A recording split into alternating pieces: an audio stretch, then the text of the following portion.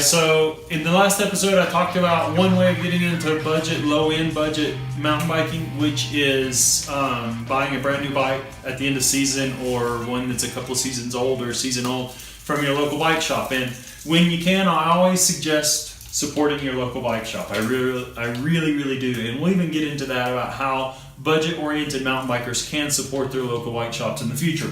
However, today we're going to talk about a different option that you might have for getting into budget mountain biking, other than buying a season old or whatever bike. The other option, and I've used both of these options, this one I bought from a bike shop here where I live, but another option is buying a used bike. So there's a bunch of sites, everybody knows of Craigslist, of course. If you feel comfortable enough, you can do eBay. I know a few people who do that. Also, you can go to PinkBikecom and check that out. There's tons and tons of bikes on sale for all of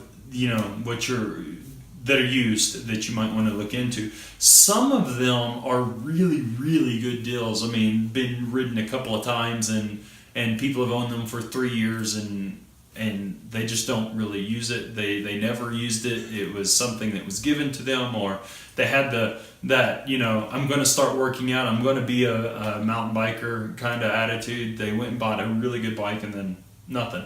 So that's a good place to start if you're looking for that. Now, what can you get when you buy a used mountain bike like that? Well, sometimes you can get a low end, or intermediate level mountain bike for a low end super cheap cost, but other times you can get a really high end bike for a reasonable cost, or so it just depends on what you're looking at. Now, some of the challenges with buying a used mountain bike, and we'll get into actual pros and cons of buying a used mountain bike here in a little bit, but a couple of the things that I would like to point out immediately is that sizing is hard when you buy a used bike online, you can go check it out at like Craigslist by somebody. So that's an option, but you do run around a lot more. And then of course, sizing, if you buy online, even though it says large or it says 21 inch or 19 and a half or whatever it might say, the fact of the matter is that each brand has different setups, and seat tube angle and all that have to do with it, and head angle and all that kind of stuff have to do with how the bike feels. So you might buy a bike by number that is used and fits you, but it may not really fit you when you get it. It may not feel right. So that's something to keep in mind with that. But it's definitely an option.